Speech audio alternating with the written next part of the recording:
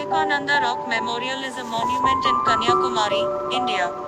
It was built in 1970 in honor of Swami Vivekananda, who is said to have attained enlightenment on the rock. According to legends, it was on this rock that goddess Kanyakumari Parvati performed tapas in devotion of Lord Shiva. A meditation hall known as Dhyana Mandapam is also attached to the memorial for visitors to meditate. The design of the mandapa incorporates different styles of temple architecture from all over India. The rocks are surrounded by the Lakshadweep Sea. The memorial consists of two main structures, the Vivekananda Mandapam and the Shripada Mandapam.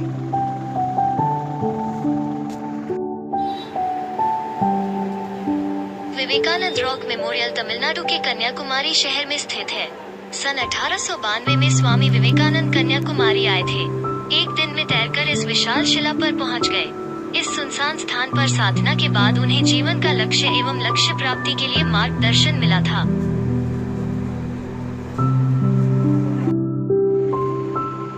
Swami Vivekananda Jayanti Vivekananda rock memorial, जहां sunset का दिलचस्प नजारा देखने दुनिया भर से आते हैं टूरिस्ट। कुछ महान विचारक ऐसे होते हैं जिनके पूरे जीवन से हम कुछ न कुछ सीख सकते हैं। स्वामी विवेकानंद भी ऐसी ही शख्सियत है। 12 जनवरी 1863 को जन्मे विवेकानंद के बचपन का नाम नरेंद्रनाथ दत्त था।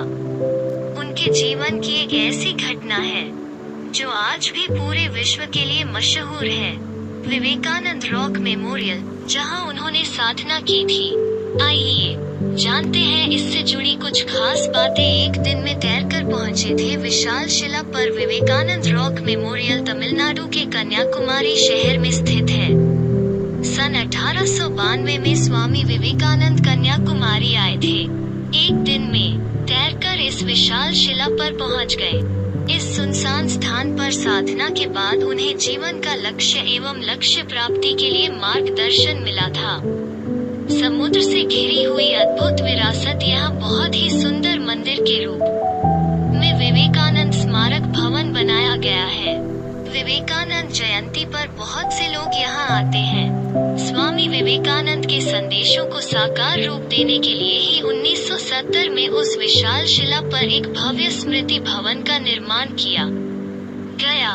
भारत ही नहीं, पूरी दुनिया से लोग समुद्र की लहरों से घिरी इस विरासत को देखने के लिए आते हैं। अप्रैल में पड़ने वाली चैत्र पूर्णिमा पर यहाँ चंद्रमा और सूर्य दोनों एक साथ एक ही क्षितिज पर आमने सामने दिखाई देते हैं। इस स्मारक का प्रवेश द्वार अजंता तथा एलोरा गुफा मंदिरों के समान है। 70 फीट ऊंचा गुंबद का खूबसूरत नजारा। यह विवेकानंद स्मारक भवन बहुत ही सुंदर मंदिर के रूप में बनाया गया है। इसका मुख्य द्वार अत्यंत सुंदर है। इसका वास्तुशिल्प अजंता एलोरा की गुफाओं के प्रस्तर शिल्पों से लिया गया लगता है। नीले तथा लाल ग्रेनाइट के पत्थरों से निर्मित स्मारक पर 70 फीट ऊंचा गुंबद है। यह समुद्र तल से करीब 17 मीटर की ऊंचाई पर एक पत्थर के टापू की चोटी पर स्थित है। यह स्थान 6 एकड़ के क्षेत्र में फैला है।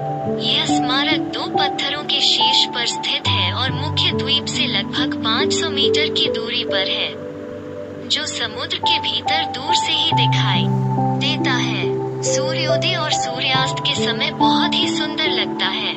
8.5 फीट ऊंची कांसे की मूर्ति भवन के अंदर 4 फीट से ज्यादा ऊंचे प्लेटफॉर्म पर संत स्वामी विवेकानंद की मूर्ति है। यह मूर्ति कांसे की बनी है, जिसकी ऊंचाई 8.5 फीट है। Please like and subscribe my YouTube channel and share please.